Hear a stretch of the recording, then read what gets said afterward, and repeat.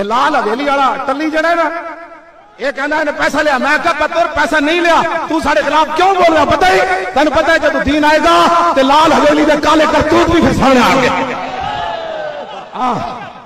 اصل گل ہے پیڑا ہو کہ پھکیا ہو، آیا آیا دین آیا۔ تو بڑا منہ پھٹے، ساڑھے انہوں نے خطیب کا بھی تو مقابلہ نہ کر سکتا، تینوں کوئی بولے تو بے نظیر نو راج کماری کہندا رہا، او دے جو جے او اچھا تو تینوں واہ پیا نا ساڑھے نال تے ٹلی تینوں لگ پتہ جائے گا بچہ۔ اپنی زبان بند رکھ، تو اپنی زبان بند رکھ۔ میں ادا الیکشن تینوں کو پوچھیں گے کتنے پیسہ لیا ٹلی؟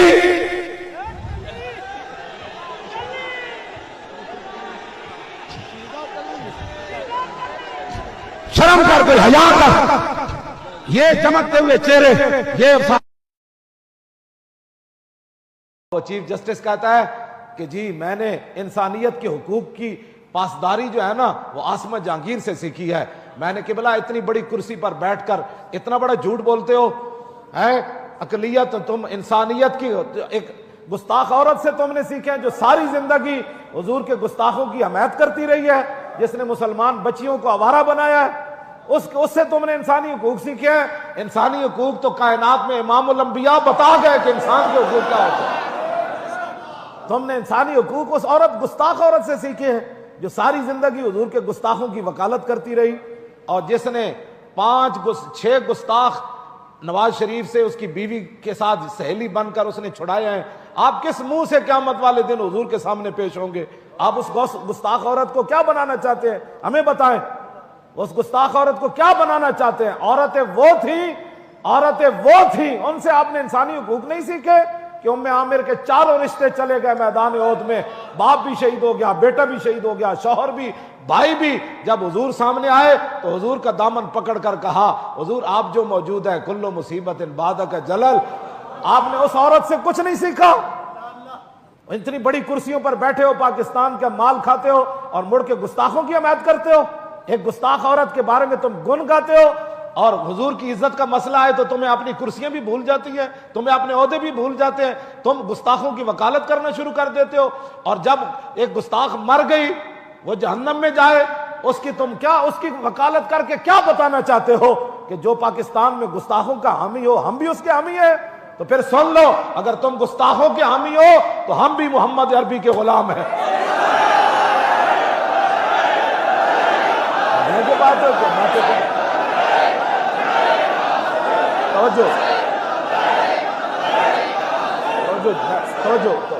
ہم نے بھی حضور کا کلمہ پڑھا ہوا ہے، کاہن و پاپا و اقبال کہتا ہے کاہن و پاپا و سلطان و امیر، بار یک نخچیر صد نخچیر گیر، از غلامی فطرت او دون شدہ، نغمہ اندر نیو خون شدہ، تا امین حق بحق داراں سپرد، بندگاراں مسند خاکاں سپرد۔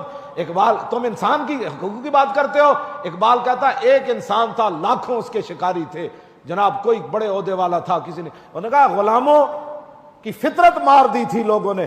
غلام کبھی سوچ بھی نہیں سکتا تھا کہ زندگی میں میں بھی اچھا کپڑا پہنوں گا، غلام کبھی سوچ بھی نہیں سکتا تھا کہ میں آقا کے برابر بیٹھ کر کبھی کھانا کھاؤں گا۔ اقبال کہتا تا امین حق بحق، یہ ہے انسانیت کے حقوق بتانے والے۔ اقبال کہتا تا امین حق بحق داراں سپرد۔ اقبال کہنے لگا جب یہ صورت بن گئی، لاکھوں شکاری آ گئے انسان کے اور غلاموں کی فطرت مار دی، ان کی سوچیں اور فکریں مار دی، اقبال کہتا ہے پھر اتنی دیر میں حضور آ گئے اور بندہ گارا مسند خاکاں سپرد۔ اگر انسانیت کی بات سیکھنی ہے نا تو میں آج آپ کو بتا رہا ہوں، یہ میرا کلپ ضرور سننا۔ اگر آپ کے اندر یہ بات ہوئی تو آپ اپنی بات سے رجوع ضرور کریں گے۔ نہیں، یہ کون عورت ہوتی ہے 1400 سال کے بعد جس سے تم نے انسانیت کی حقوق کی بات سیکھی ہے؟ اس کا معنی یہ ہے کہ امام الانبیاء کی پھر آمد کا مقصد کیا تمہیں پتہ ہی نہیں ہے، تو بات اتنی بڑی کر گئے، اس سے تم نے انسانیت کی حقوق کی بات سیکھی ہے؟ میرے آقا و مولا نے بتایا انسان ہوتا کیا ہے، انسانیت ہوتی